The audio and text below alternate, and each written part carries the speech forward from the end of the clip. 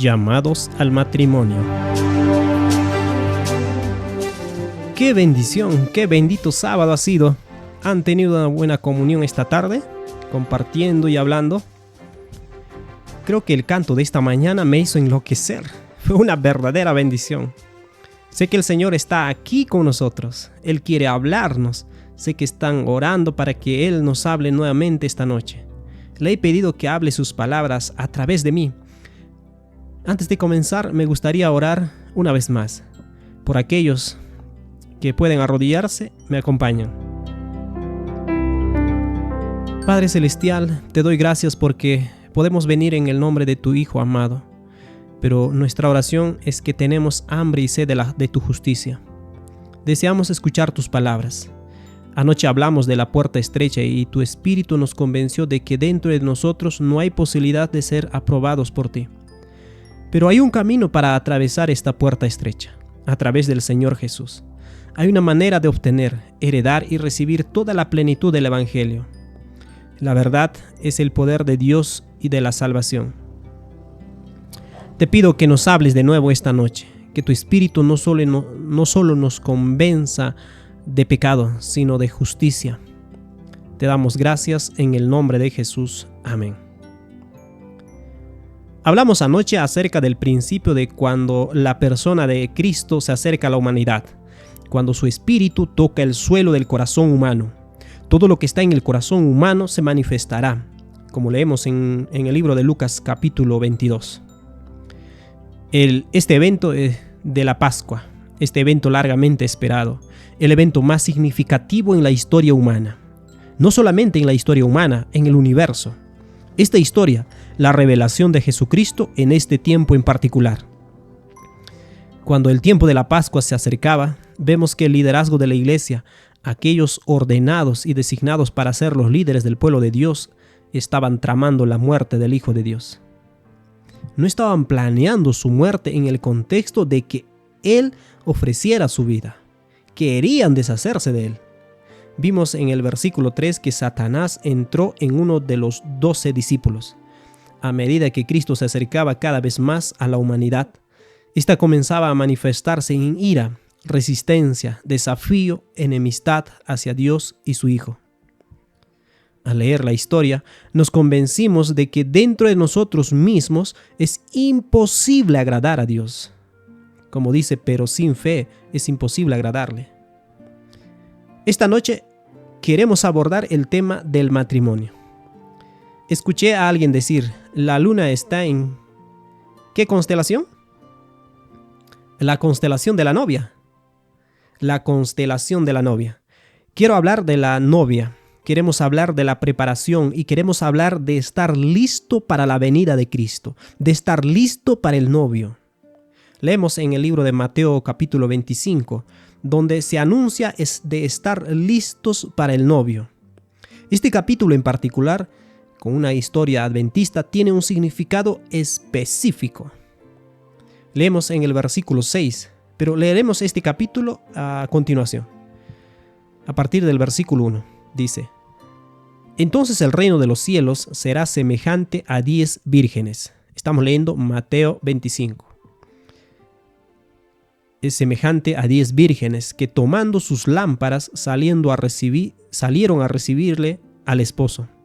5 de ellas eran prudentes y 5 insensatas. Las insensatas tomaron sus lámparas y no tomaron consigo aceite, pero las prudentes tomaron aceite en sus vasijas, juntamente con sus lámparas. Y tardándose el esposo, todas cabecearon y se durmieron. El novio parece demorarse y luego dice: a medianoche se oyó un clamor. Aquí viene el esposo. Necesitamos analizar este pasaje en su contexto histórico. No estoy seguro de cuántos de nosotros somos estudiantes de historia en términos de contexto histórico de este pasaje. Necesitamos ir a Apocalipsis 3 para obtener un poco de contexto para este pasaje. Malaquías también habla de esto. Ya estuvimos en Malaquías antes acerca del mensajero que viene al templo. Pero Apocalipsis 3:7 le dice a Filadelfia de la siguiente manera: y escriba al ángel de la iglesia en Filadelfia, esto dice el santo y verdadero, el que tiene la llave de David, el que abre y ninguno cierra, y cierra ninguno abre. Esta es una referencia al santuario de Hebreos capítulo 8, versículo 1. El santuario que levantó el Señor y no el hombre. Esta apertura de la puerta es una apertura del lugar santo al lugar santísimo. Aquí es donde el Señor Jesús desea llevar a su novia ante su Padre antes de que el Señor pueda casarse con su novia. La novia debe pasar el juicio del Padre antes de que Él pueda permitir que este matrimonio tenga lugar. La novia debe enfrentar el escrutinio del Padre. El escrutinio del Padre se resume en el trono en el que Él se sienta. Esos son los 10 mandamientos. Vemos que se produce esta transición. En los años 40, un grupo de personas fue invitado a hacer este viaje, este clamor de medianoche. Yo diría que lo que hablamos anoche fue una puerta estrecha en términos de nuestra experiencia personal. Reconocer que no hay posibilidad de que la humanidad pueda agradar a Dios por sí misma. Es algo difícil para el alma humana reconocer que es incapaz de agradar a Dios. Esta es una puerta estrecha. Hay muchas personas que se involucran en muchas formas de rituales, prácticas y espiritualidad con el fin de tratar de agradar a Dios y vender su propia conciencia. Pero es en vano. Esta es una puerta estrecha. Este es un camino angosto en la actualidad en términos de la historia de la raza humana. Esta es, si puedo usar la palabra, una puerta estrecha corporativa. Es la puerta de un pasaje por el cual el pueblo de Dios se mueve por fe del lugar santo al lugar santísimo. Es una puerta estrecha porque la inspiración nos dice que el pueblo de Dios que no se mueve, que no sigue a Cristo en su obra del lugar santo al lugar santísimo y permanece en el lugar santísimo, Satanás asumirá el ministerio del lugar santo, que soplaría sobre ellos su espíritu. Esta es una puerta estrecha. Es en este punto, en este momento en particular, cuando se abrió la puerta para Filadelfia y fueron invitados a entrar al lugar santísimo. Fue exactamente en ese tiempo que Babilonia cayó, o las hijas de Babilonia. Roma cayó mucho antes, ¿verdad? Pero las hijas de Babilonia que le siguieron se construyeron sobre los mismos 2 pilares que el catolicismo romano, que son la santidad del domingo y la inmortalidad del alma. Sobre estos 2 pilares, las hijas de Babilonia en 1844 se negaron a escuchar el clamor del primer ángel y cayeron. Se negaron a entrar por la puerta estrecha. Se negaron a atender el llamado, el clamor de medianoche para estar en la cena de las bodas del Cordero. Estoy cubriendo mucha historia aquí, pero espero que puedan seguirme. Esta es una puerta estrecha en términos de entender lo que la Biblia nos dice en los libros de la Biblia, en un momento en particular, en un tiempo determinado, en un tiempo señalado. Debo señalar que el pueblo de Dios tenía que averiguar cuándo era el momento del día de expiación. Era un tiempo señalado. Aquellas personas que aceptaron el movimiento del 7º mes oyeron el clamor: «He aquí viene el esposo, salid a recibirle». Es interesante notar que el hombre que predicó ese mensaje primero fue Samuel Snow. Una cosa que observaron al usar las reglas de interpretación de Miller, donde un día equivale a un año profético, fue que siguiendo el ciclo desde el comienzo del calendario judío y recorriendo todo ese año, el tiempo de medianoche desde la puesta del sol al comienzo del día, porque el calendario hebreo sigue esa de tarde y luego la mañana, que el comienzo del día desde el comienzo del mes de marzo o abril, siguiendo directamente a través de eso, justo en el medio, en el tiempo entre la Pascua y los tabernáculos, el día de la expiación. Samuel Snow aparece el 21 de julio de 1844 y pronuncia el clamor de medianoche: «He aquí que viene el esposo». Lo hace a medianoche, en un momento espiritualmente profético, en el momento exacto del día. Es interesante, ¿verdad? En el momento exacto, esas personas oyeron el clamor de medianoche y el espíritu que fue derramado particularmente en los estados del este de los Estados Unidos, «He aquí viene el esposo», se extendió por toda la tierra y oyeron ese grito: «He aquí, el esposo viene, salid a recibirle». Por supuesto, el pueblo de Dios en ese tiempo, al no entender el significado de ese clamor, oyeron el clamor, respondieron al clamor, pero no entendieron su significado y por supuesto se sintieron decepcionados. Una puerta muy, muy estrecha. Un grupo de aproximadamente 50,000 personas se había comprometido plenamente con esto. Habían sido un grupo más grande de personas y habían tenido una decepción anterior cuando pensaron que Cristo estaba a punto de venir. A fines de marzo o abril de 1844, un grupo grande de personas se apartó porque pensaron que Cristo no ha venido. Esta profecía es una tontería, dijeron. Se apartaron. Todavía había unas 50,000 personas. Luego, cuando Cristo no vino el 22 de octubre de 1844, esa puerta se hizo aún más, muy, muy estrecha. Pasó de 50,000 personas a 50 personas. Como en los días de Noé, así serán los días de la venida del Hijo del Hombre. Muy, muy estrecho. Esta historia es importante para nosotros. Es muy, muy importante debido al marco profético que se le da al pueblo adventista. La comprensión de Daniel 2, la imagen, la comprensión de Babilonia, Medo-Persia, Grecia y Roma y la división de los reinos en los 10 dedos de los pies. Al analizar eso, Daniel 7 con el león y el oso con las 2 costillas en su boca y el leopardo de 4 cabezas y la bestia y el cuerno pequeño. Todas estas cosas trazan para nosotros un mapa profético, un marco profético para que ustedes y nosotros todos entendamos la hora de su juicio. Esa hora de su juicio es el llamado a la boda. Porque cuando tu Padre te llama para bendecirte. Cuando escuchamos que se acerca la hora del juicio, eso es un llamado a recibir una bendición. Él quiere bendecirnos, pero cuando un hombre en su estado natural escucha las palabras, la hora de su juicio ha llegado, él tiene miedo y no quiere participar. No quiere participar en este juicio. Sí, 7 mujeres se agarran de un hombre. Quieren ser llamados por su nombre, pero comerán su propio pan. Tendrán su propio evangelio. Hacen lo que quieren hacer porque no quieren enfrentar el escrutinio del Padre. No quieren pasar por el juicio porque la enemistad del alma que me viene a la mente, es decir, la enemistad contra Dios, no se sujeta a la ley de Dios. No quiere enfrentar el escrutinio del Padre. Entonces vemos esta puerta estrecha. ¿Qué tiene de especial el clamor de medianoche? Muchas personas hacen esta pregunta. Cuando estaba en el seminario y estudiaba para el ministerio, me preguntaron, ¿qué diferencia hay cuando Jesús se muda de un apartamento en el cielo a otro apartamento en el cielo?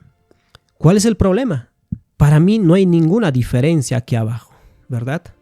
Lo que Él esté haciendo allá arriba, siempre en cuando lo que sea que esté haciendo allá arriba, lo esté haciendo.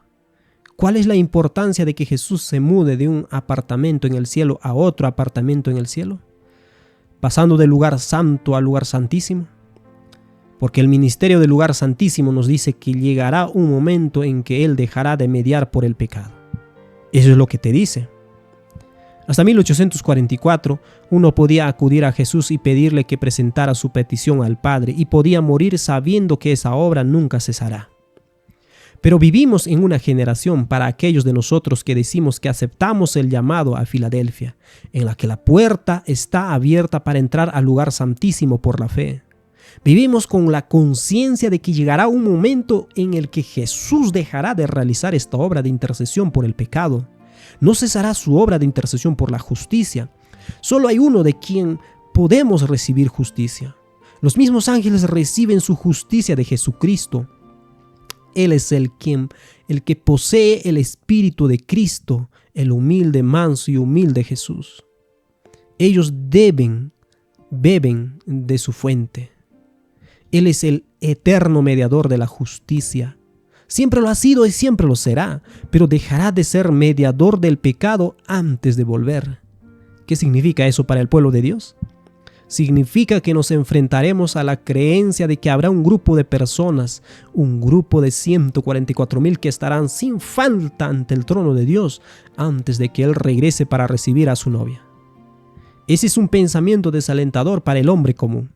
Es un pensamiento desalentador. Es un pensamiento audaz pensar que un grupo de personas podría ser perfeccionado. El hombre carnal se burla de esta idea, de esta tontería de que podemos tener una victoria completa sobre el pecado. En el seminario al que asistí, la idea fue objeto de burla y mofas. Me preguntaron, ¿cuántos de ustedes aquí creen que pueden tener una vida victoriosa completa sobre el pecado? Yo y otro hombre nos pusimos de pie y fuimos ridiculizados frente al resto de la clase. No hay victoria sobre el pecado. Los cristianos solo pueden llegar a ser maduros en su experiencia, pero el pecado estará con ustedes. Esto no es lo que dicen los mandamientos de Dios. Dice, aquí están los que... ¿Qué? Los que guardan los mandamientos de Dios por la fe de Jesús. Esto es para los que puedan tener derecho a entrar por las puertas de la ciudad. Guardad los mandamientos de Dios. Esto es lo que el Padre quiere saber.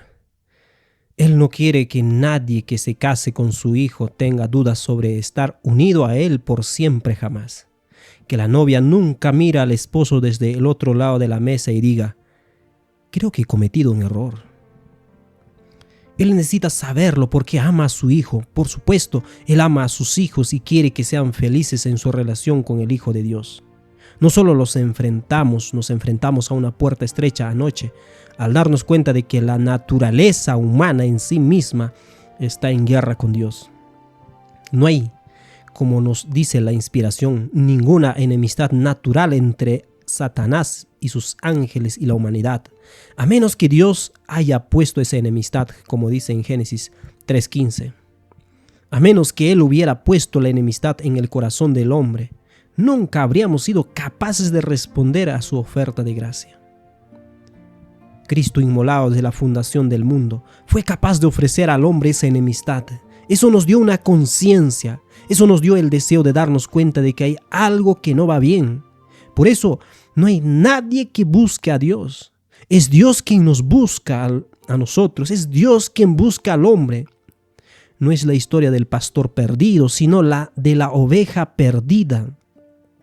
El pastor sale a buscar a las ovejas. La oveja no va a buscar a su pastor perdido.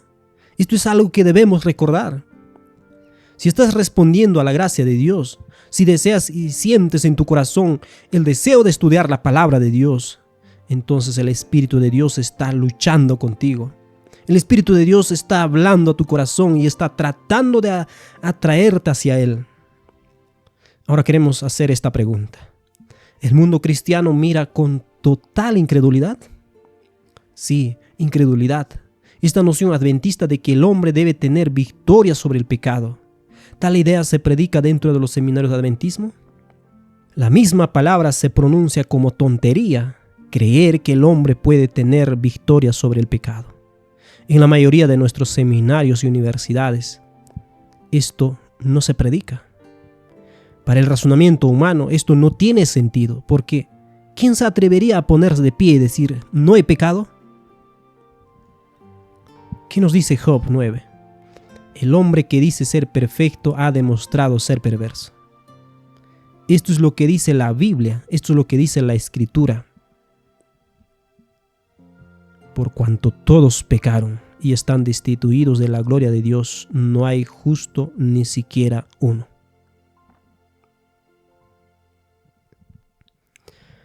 Lo hermoso de Romanos capítulo 3 para mí es que cuando lees este capítulo, y necesito leerlo de nuevo, puede que te suene un poco deprimente, pero si suena deprimente es deprimente para el hombre natural, pero para el hombre espiritual es algo maravilloso. Dice, como está escrito, no hay justo ni aún uno, no hay quien entienda, no hay quien busque. Todos ellos, no algunos, no unos pocos, sino todos se desviaron, a unas se hicieron inútiles, no hay quien haga bueno. Tiempo presente. No hay quien haga lo bueno. No hay ni siquiera uno. Sepulcro abierto es su garganta. Con su lengua engañan, veneno de áspides hay debajo de sus labios. Llena está su boca de maldición y de amargura. Sus pies se apresuran a derramar sangre. Quebranto y desventura hay en sus caminos, y no conocieron camino de paz. Y como dice en el versículo 19, pero sabemos que todo lo que la ley dice, lo dice a los que están bajo la ley. Estamos Romanos capítulo 3. Para que toda boca se cierre y todo el mundo quede bajo el juicio de Dios. Me encanta este pasaje porque condena acertadamente todos mis intentos de ganar méritos ante Dios. Condena por completo el ministerio de muerte. El tribunal de Dios me condena a muerte en mi hombre mortal natural. Esto es una ministración gloriosa porque cuando soy condenado a muerte, cuando me doy cuenta de que no hay nada, no hay esperanza para mí dentro de mí mismo, entonces empiezo a buscar otra opción. Por eso Jesús dice, arrepentíos y creed en el Evangelio. No puedes creer en el Evangelio hasta que te arrepientas. Si no te arrepientes, no puedes escuchar el Evangelio. Es así de simple. Este capítulo me hace arrepentirme, me hace ver cómo soy realmente. Entonces me doy cuenta de que se abre ante mí un camino diferente, un sendero diferente. Entonces el Espíritu, al ver que me estoy acercando a la puerta estrecha, estoy dispuesto a quitarme todas mis posesiones y dejarme llevar a través de esa puerta estrecha. El camino se abre para mí y veo al Cordero de Dios que quita el pecado del mundo. ¿Cuál es el propósito de este proceso? Esta administración de muerte que te lleva a la administración del Espíritu. ¿Cuál es el elemento central que éste está buscando hacer por nosotros? Crear dentro de nosotros un sentido de gratitud. La inspiración nos dice que es la gratitud a Dios lo que limpia el alma. Porque a quien mucho se le perdona, mucho ama. De eso se trata el Evangelio. Hasta que entres por esa puerta estrecha, no tendrás ese nivel de gratitud que limpiará el alma. No te permitirá hacer eso hasta que te des cuenta de tu total impotencia. Cuando leo esos versículos en Romanos capítulo 3, veo que Dios me está diciendo, no puedes hacerlo, y de hecho no tienes que hacerlo. Esa es la belleza de estas cosas. Me dice que cuando tengo buenos pensamientos hacia otras personas, ya no soy yo, sino Cristo que está haciendo estas cosas en mí. Cuando tengo un deseo benévolo, cuando tengo el deseo de ayudar a otra persona, no soy yo quien está haciendo estas cosas, sino soy yo quien responde a su Espíritu trabajando en mí y a través de mí para que nunca tenga que decir, he intentado amar a esta persona y simplemente no puedo hacerlo. La verdad es que nunca lo hiciste, nunca pudiste hacerlo, nunca estuvo dentro de ti hacerlo. El modelo de virtud es el tierno amor de una madre por su hijo. La Biblia nos dice en términos inequívocos que no existe el amor de una madre por su hijo. No existe. Solo Cristo pone ese deseo en el corazón de la madre humana. Si Él no hiciera eso por ella, no existiría. Si eso te resulta confrontativo, entonces me alegro porque no hay nadie bueno. No, ni siquiera uno. Lo hermoso de esto es que cuando sientes que te has quedado sin amor, cuando te has quedado sin paciencia, el hecho es que te has dado cuenta de que así eres de todos modos. Entonces cuando quieres tener amor, cuando quieres tener paciencia, cuando quieres hacer lo correcto, solo tienes que permitir que Cristo haga eso en ti. Él tiene una provisión infinita. Cuando dices, me he desenamorado de mi cónyuge, nunca estuve enamorado de él. Cristo amaba a tu cónyuge a través de ti cuando estabas enamorado. Si realmente estabas enamorado, era Cristo quien lo hacía a través de ti. Era Cristo quien te inspiraba. ¿Por qué no llamas a tu esposa? ¿Por qué no le dirías que la amas? ¿Por qué no compras una rosa? Fue Jesús quien te dijo que hicieras esas cosas. Y tú respondiste. ¿No es cierto eso? Por lo tanto, nunca debes quedarte sin gracia. Hay un suministro infinito de esa gracia. Él continuará hablándote estas cosas, hablándolas a tu mente, y podrás hacerlo. Podrás hacerlo y hacerlo y hacerlo y si respondes a esa voz. Vamos a explorar un poco más en Mateo capítulo 5, porque esta es otra parte de la puerta estrecha. Solo quiero recorrer esta pieza por pieza y luego vamos a regresar al matrimonio. Vamos a regresar al lugar santísimo para contemplar y estar de pie en la presencia de un Dios santo, preguntándonos si, mientras escuchamos a Jesús decir: esta es mi novia, este es con quien deseo casarme, estamos allí temblando, preguntándonos: ¿va a decir sí o va a decir no? Mateo 5:3 dice: hay muchas personas que creen en su primer encuentro con el Espíritu Santo. Es una experiencia muy cálida y agradable, una experiencia realmente alegre y maravillosa que les hace sentir bien. Pero esto es lo que dice la Escritura: bienaventurados los pobres de espíritu.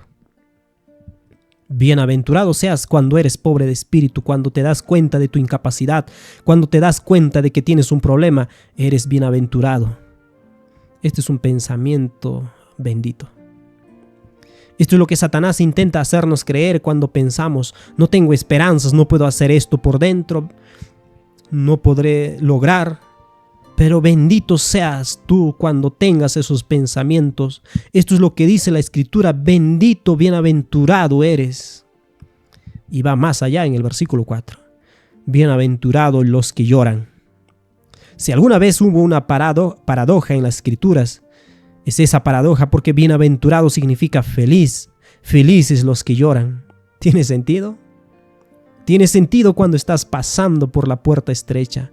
Cuando vas a la puerta estrecha, cuando estás pasando de la muerte a la vida, estás de luto en el proceso de muerte. Dices: Dios, ten piedad de mí, pecador. Estás de luto por tus pecados. Cuando te lamentas por tus pecados y por la necesidad de ungüento para los ojos, eso se lo dijo a la Odisea: toma el colirio. Estás comenzando a ver que tienes un problema, y no solo reconoces que tienes un problema, sino que en realidad comienzas a lamentar lo que le has hecho a Dios y a su Hijo y a las personas a las que has afectado. Empiezas a verte a ti mismo de una manera en la que no te habías visto antes. Jesús dice: felices seréis cuando empiezas a ver esto. Que no solo sientas que estás en grandes problemas, sino que ahora ves que tienes grandes problemas. ¿Cuál es el efecto de alguien que está en un estado de recibir la bendición, de llorar por sus pecados? Vemos en el versículo 5: bienaventurados los mansos, porque ellos recibirán la tierra por heredad. ¿Por qué se volvieron mansos? Porque se dieron cuenta de que eran pobres en espíritu, se lamentaron por esa pureza de espíritu y luego se humillaron en su experiencia. Esa es una consecuencia, una secuencia. Esta es una progresión. Este es un paso adelante. Este es el camino a la vida. Pobres en espíritu, lamentando sus pecados, humillados en su alma, humildes, mansos. Es interesante que se refiere a Moisés como el hombre más manso. ¿Por qué Moisés fue el hombre más manso? Él reconoció su condición. ¿Sabes cuántas veces se habría angustiado por matar a ese egipcio? Yo nunca maté a un egipcio. Sin embargo, puedo decir esto como un joven que ve muchas películas y ve a un personaje en particular en una situación difícil. He matado a millones de personas en mi mente. Es la decisión, es el acto de la voluntad. Como un hombre piensa en su corazón, así es él. Ese es el desafío. Sigue así: bienaventurados los misericordiosos. ¿Cómo se vuelve uno misericordioso? Cuando se da cuenta de cuánta misericordia ha recibido.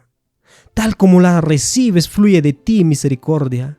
Si Dios ha sido misericordioso contigo, tú serás misericordioso con los demás, porque recuerdas cómo has sido perdonado. para abordar algo muy específico aquí. Cuando comprendí que había estado enseñando una interpretación incorrecta de Dios y su Hijo, y acepté el perdón de Dios, recuerdo que me puse de pie y miré hacia el cielo. Lloré por haber quebrantado los mandamientos de mi Padre que dicen: no tendrás dioses ajenos delante de mí. Eso está en singular, uno. Me di cuenta de que había violado sus mandamientos y acepté su perdón por uno que había bautizado a muchas personas en una comprensión errónea de quién es Dios. Me di cuenta de que Él estaba dispuesto a perdonarme por hacer estas cosas. Entonces Dios me ayudó a ser misericordioso con mis hermanos que permanecen dentro de la iglesia, que aún no entienden esta verdad. Si Dios me ha mostrado misericordia, entonces yo deseo mostrar misericordia a ellos para no olvidarme. Si me han perdonado $100,000 o $10 millones y luego recurro a mi hermano que me debe 10 y trato de sonsacarle el dinero, entonces, ¿qué he hecho? He olvidado la misericordia que se me ha mostrado. Regresamos al lugar santísimo. Las personas que se aferran a la fe adventista no solo tienen que lidiar con el elemento de recibir arrepentimiento. Arrepentirse. Solo necesito hablarles sobre este punto en particular acerca del arrepentimiento. ¿Tiene el hombre la capacidad de arrepentirse en sí mismo? El arrepentimiento le fue dado a Israel. El libro de los Hechos nos dice que el arrepentimiento es un don. ¿Cómo se enfatiza ese don, el principio del arrepentimiento en el libro? El deseado de todas las gentes dice: cuando Jesús hubo dado los pasos necesarios para el arrepentimiento. ¿Por quién se estaba arrepintiendo? Cuando subió de la orilla del Jordán y oró a su Padre con fuerte llanto y lágrimas, hizo por nosotros lo que nosotros éramos incapaces de hacer por nosotros mismos. Hizo en nuestro favor un arrepentimiento del que no había necesidad de arrepentirse. La experiencia de su arrepentimiento en nuestro nombre la heredamos, como dice el deseado de las gentes. Su victoria es nuestra. Aleluya. El arrepentimiento es un don. Usted puede heredar este don. No solo puede heredar su arrepentimiento, sino que también puede heredar su justicia. Su victoria es nuestra. Habiendo creído esto, habiendo entrado por esta puerta estrecha, entonces tenemos que permitirnos considerar la posibilidad de que Dios desea tener un grupo de personas que vivirán en la tierra sin pecado antes de la segunda venida de Cristo. Para alguien que está lleno de gratitud, lleno de alegría por el perdón de sus pecados, simplemente mira la palabra de Dios y dice: aleluya, Dios va a hacer algo asombroso. La fe es la certeza de lo que se espera, la convicción de lo que no se ve. ¿Vas a perfeccionar a un grupo de personas? Yo estoy dispuesto a hacerlo. ¿Tú estás dispuesto a hacerlo? ¿Puede Dios hacer lo que dice que va a hacer? No lo sé. No puedo verlo. Cuando miro dentro de mi corazón, cuando miro dentro de mí mismo, no puedo ver cómo es posible que Él pudiera hacer esto. Pero sus palabras lo dicen y yo lo creo. No importa lo que sé. Mis ojos me engañan porque el corazón del hombre es engañoso y perverso. Podemos cambiar y torcer las cosas, pero dice que no solo de pan vivirá el hombre, sino de toda palabra que sale de la boca de Dios. Esto es lo que nos dicen las Escrituras. En cada etapa de mi vida, cuando Dios está profundizando nuestro arrepentimiento, y entendamos que la obra del arrepentimiento es una experiencia de profundización, donde la obra de la santificación es una experiencia progresiva. Para aquellos de nosotros que creemos en los tiempos señalados de Dios, debemos saber que el proceso de expiación de hoy es el gran día de la expiación del Señor. Él hace expiación por el pecado, pero esa expiación te lleva directamente a la expiación final, el día de la expiación, la limpieza del pecado, la eliminación del pecado del santuario de Dios, la eliminación del pecado del pueblo de Dios. La expiación es progresiva, no es un solo evento único. No es simplemente que te declaren justo y eso es todo. Es una progresión por la que debes caminar. Llegamos al punto en el que ahora estamos entrando en la víspera de los panes sin levadura. ¿Qué significa ser sin levadura? Dios dice: quiero levantarte a una experiencia sin levadura. Quiero hacerte esto en ti. ¿Cómo se puede creer esto? Señor, creo. Ayuda a mi incredulidad. Una experiencia sin levadura. al entrar en este tiempo, y sé que para algunas personas hay un enfoque en la falta de levadura física en nuestra experiencia, y esto puede proporcionar una bendición para las personas. Pero el enfoque de no tener levadura es que ya no hablamos las palabras de hipocresía, malicia, maldad. Ya no tenemos malos pensamientos sobre otras personas. Esto es lo que significa no tener levadura. Si la falta de levadura física te lleva a esa experiencia, entonces aleluya. Pero si la falta de levadura física hace que mires a tus hermanos y digas, oh querido, todavía no estás ahí, entonces tú sin levadura se convierte en levadura. Escuchen lo que el Espíritu está diciendo a las iglesias, lo que ustedes hacen por su propia conciencia. Al que es débil en la fe, no lo juzguen. Eso no es, como dicen Romanos 14, 1 al 3. No queremos seguir por ese camino. El novio. Ahora, llegamos a esta realidad y aquí es donde queremos ahondar en el Cantar de los Cantares. Esta es la historia de la Sulamita, el rey Salomón, cuando van a llamar a una mujer para que se convierta en su novia, para que se convierta en su esposa. Ella es una humilde sirvienta que cuida las ovejas. En la cultura antigua, por la razón que sea, ya sea que tuvieran una mentalidad de Cleopatra, donde las mujeres, las blancas como el lirio, eran las que eran hermosas, pero ella estaba al sol todos los días y estaba bastante bronceada. Al menos en nuestra cultura en Australia, estar bronceado es mejor que verse blanca como el lirio. Es asombroso cómo las cosas se ponen patas arriba. Pero, ¿te lo imaginas? Ahora debemos colocarnos colectivamente en la posición de ser elegida por el novio, porque todos deseamos ser parte de esa novia, ¿no es así?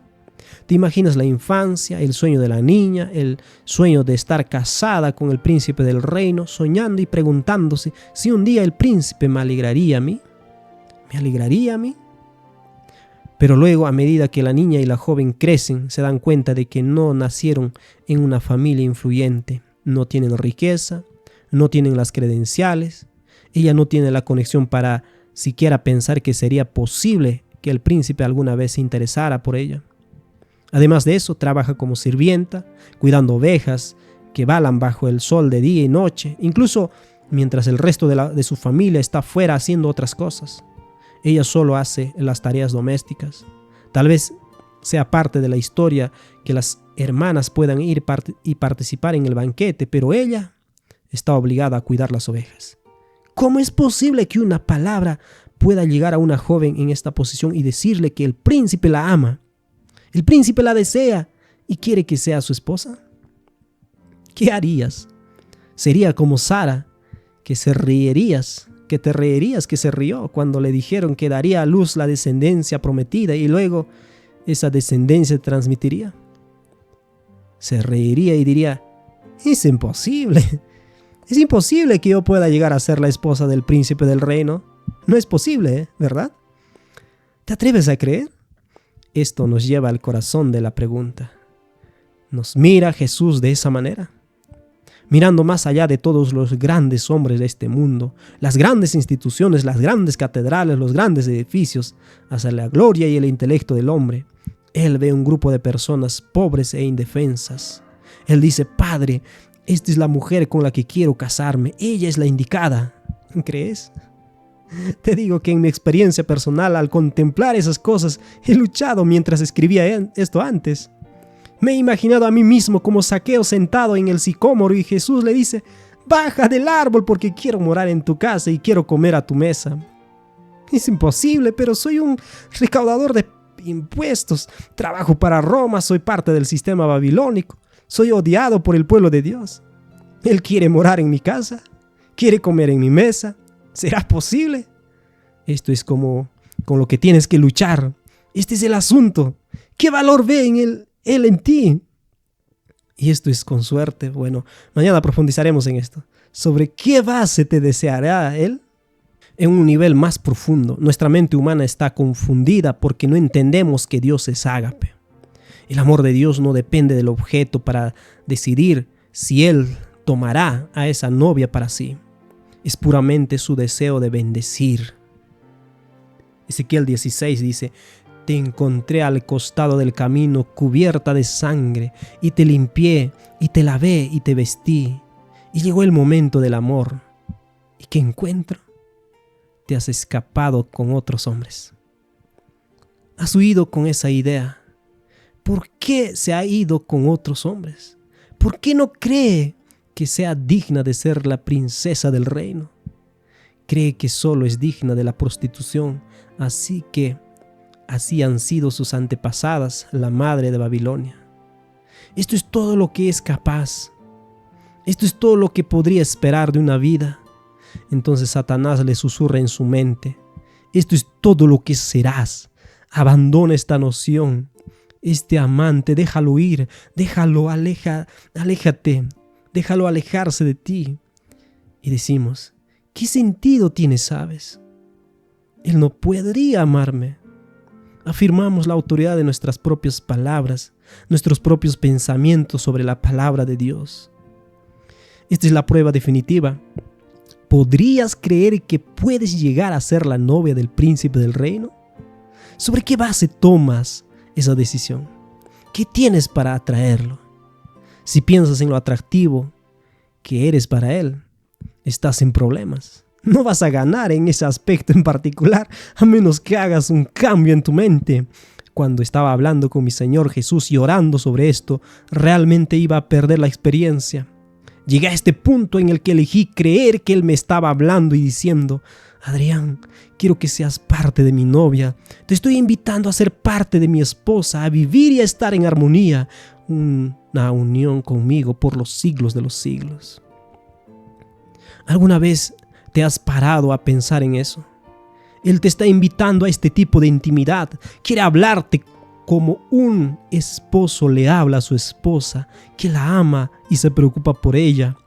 ¿Te permites albergar esos pensamientos? Recuerdo que hace algún tiempo comencé a luchar. Necesito contarles una historia. La experiencia de entrar en este lugar santísimo. Y sé que algunos de ustedes estarán familiarizados con la historia. Y esta vez se cuenta a través de la relación padre-hijo en lugar de la relación esposo y esposa. Estaba caminando en un día de reposo. No era un día de reposo, porque estaba en el Espíritu en el día del Señor. Y el Señor me habló. Me vino a la mente el siguiente pensamiento: ¿recuerdas el día que nació tu hijo? ¿Recuerdas ese día?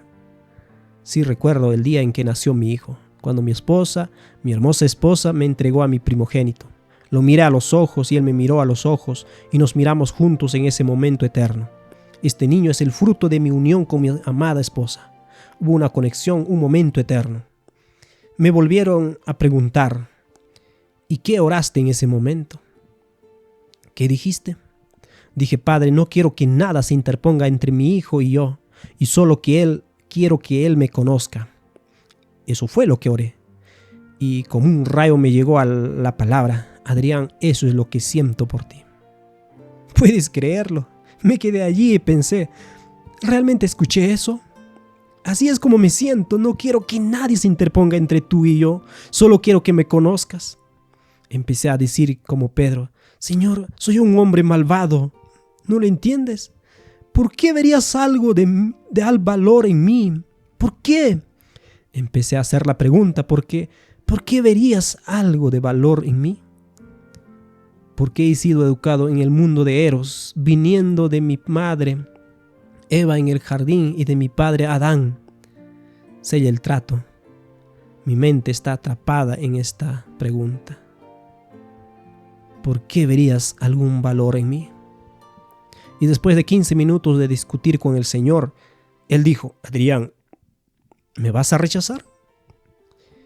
Y como dijo Pedro: no me laves los pies, sino también la cabeza y el cuerpo. Quiero todo. ¿Qué estoy haciendo? ¿Cómo puedo rechazarte?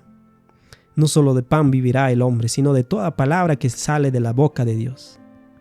Yo oro esta noche, esta tarde, mientras entramos en el principio del pan sin levadura, para que tu Padre en el cielo, usemos la analogía del Hijo del Padre, tu Padre en el cielo te está diciendo: tú eres mi Hijo amado. No quiero que nadie se interponga entre tú y yo, y solo quiero que me conozcas. Eso es lo que Él te está diciendo. El Señor Jesús te está diciendo esta noche: quiero que seas mi novia. Quiero que vivas conmigo para siempre. Estoy preparando un hogar para ti. Lo estoy decorando justo a la manera que tú lo deseas. Porque cuando piensas en mis pensamientos, cuando lo veas, sabrás que eso es lo que quiero. Esto es lo que el Señor nos está diciendo. Yo diría que en términos de preparación para la crisis final, este es el tema central. ¿Vas a escuchar el clamor de medianoche? ¿Vas a ganar? He aquí viene el esposo. Para que el Espíritu de Dios habite lo suficiente en tu alma como para poder responder a eso y decir: sí, voy a recibir el reino con mi amado esposo. Quiero enviar las invitaciones. Tal vez haya algunos aquí que no estén seguros. ¿Has aceptado la invitación? ¿Has aceptado la invitación para ser parte de la novia? Quiero enviarla. Aquellos de ustedes que han aceptado la invitación pueden decir: aleluya, he aceptado. Pero para algunos de nosotros puede haber alguna duda, puede haber alguna pregunta en su mente. ¿Sabes qué? No sé si lo lograré. A algunos de ustedes les diré que algunos de ustedes tienen esos pensamientos los días que pienso. ¿Sabes qué? Sé que nadie más puede ver lo que mi mente está pensando. Pero ¿sabes qué? Simplemente no creo que lo logre. Y Satanás está diciendo: sí, exactamente, no lo lograrás. Entonces quiero decirles que al menos en mi experiencia de la palabra de Dios y lo que he escrito, el amado Hijo de Dios es precioso. Él es tierno, paciente, misericordioso y lleno de gracia. ¿Por qué? Porque es igual a su Padre y quiere llevarnos ante su Padre. Todo lo que tenemos que hacer, porque recordemos, Él es quien nos está llevando y Él es quien le va a pedir al Padre. Solo tenemos que dejar que Él lo haga. Él va a decir: esta es la mujer con la que quiero casarme. Él está teniendo el diálogo. La decisión es entre los dos. Solo tenemos que aceptar. Solo tenemos que dejar que Él nos tome del brazo y nos lleve al lugar santísimo. Pero por supuesto, ser llevados al lugar santísimo significa que tienes que creer en el clamor de medianoche. Tienes que creer en la experiencia del lugar santísimo. Eso es lo que significa permitirle que te lleve a ese lugar. Quiero preguntar esta noche: ¿hay alguien que no ha tomado esa decisión, que quisiera ponerse de pie y decir: voy a responder a la invitación, voy a responder a eso antes de seguir adelante? ¿Hay alguien? ¿Hay alguien más? Tal vez haya alguien que no haya hecho ese compromiso. Amén, amén, amén. Aquellos que están respondiendo. Amén, subiendo al reino juntos. Todos vamos a ser parte de la novia de Cristo. Tal vez algunos de nosotros hemos caminado con el Señor, nos hemos asegurado, pero luego no estamos seguros debido a las cosas que han sucedido, las cosas que han surgido en nuestra vida. Nuestro Salvador está tratando de mostrarnos cosas que luego nos hagan decir: bueno, ¿por qué? ¿Cómo puede amarme si yo soy así? ¿Entonces me amas? No podría amarme. Y te has preguntado y has pensado: no sé si lo lograré. Te estoy invitando. La invitación está saliendo. La invitación está llegando a ti. El Señor Jesús está diciendo: serás parte de mi novia. ¿Estarás dispuesto a ponerte de pie y decir ante el universo: quiero ser parte de la novia? Quiero, y creo que dijiste que lo harías. Dijiste que me presentarías ante el Padre. Dijiste que harías eso. Confío en ti. Te creo porque no tengo nada más que creer. Esto es algo personal. No estoy pidiendo nada. Quiero decir, estamos en una etapa en la que muchas personas no se ponen de pie por culpa de otras personas. Por favor, no hagan esto. Esto es demasiado serio. Aquellos que están sentados no se sientan amenazados. Si hoy he tomado esa decisión, no se desanimen. Esto es algo personal, pero el cielo está observando. El cielo está dando testimonio de las decisiones que se están tomando aquí esta noche. Así que les agradezco a aquellos que han tomado esa decisión. Es una decisión, una buena decisión. Podemos confiar y podemos contar con ella porque nuestro mediador, el Señor Jesucristo, cumplirá su promesa. La mujer sulamita va a convertirse en la esposa del príncipe del reino. Me gustaría cantar. ¿Te gustaría cantar? Me gustaría cantar Sublime Gracia. Tal vez podamos ponernos todos de pie y cantar este hermoso himno y luego oraremos.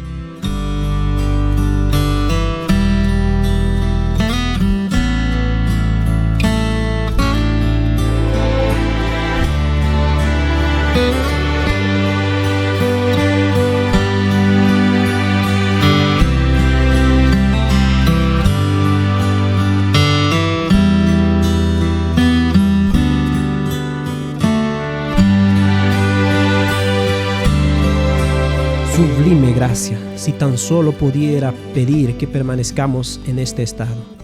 Algunos de nosotros necesitamos hablar con nuestro Padre. No queremos perder este estado. Algunos de ustedes tal vez quieran arrodillarse y orar. Habrá un bautismo el sábado. Si alguno de ustedes quiere participar en este evento, si no se han bautizado, vengan y hablen con nosotros. Si quieren, si han llegado a un punto en el que se ha producido un cambio importante en su comprensión de la verdad, quieren hablar de algunas de estas cosas y tal vez estén en condiciones de dar ese paso, vengan y hablen con nosotros. Tal vez quieran bautizarse más adelante, vengan y hablen con nosotros. Pero primero hablen con su Padre Celestial y hablen de estas cosas. Quiero orar ahora, pero te invito a que te quedes en ese lugar hasta que el Padre te pida que te muevas. Escuchemos su voz, lo que Él nos quiere decir individualmente. Así que arrodillémonos si podemos. Padre Celestial, contemplar el poder venir ante ti, arrojados en el fuerte abrazo de nuestro amado novio y por fe, verlo hablándote, diciéndote: esta es la mujer con la que quiero casarme, esta es mi amada, esta es la indicada. Y por fe, y entonces dices: bien hecho, hijo. Ella es hermosa, te doy mi permiso para casarte con ella. Padre, creo que esto es lo que nos corresponde a todos los que estamos aquí, a todos los que hemos elegido tomar esa decisión. Ruego que ninguno de los que estamos aquí decida que esto no es para mí por sentirnos indignos. No hay necesidad de esto. Simplemente necesitamos confiar en la palabra, descansar en los brazos de nuestro Salvador. Y ruego por cada uno de nosotros aquí que si tienes algo que decirnos, nos quedemos, que escuchemos tu voz. Padre, te ruego que hables, que permanezcamos escuchándote atentamente mientras oramos o cantamos. Cualquier cosa que sintamos que nos estás presionando a hacer, impresionándonos, y que demos este siguiente paso contigo, dando el clamor de medianoche. Y te doy gracias, Padre, en el nombre de Jesús. Amén.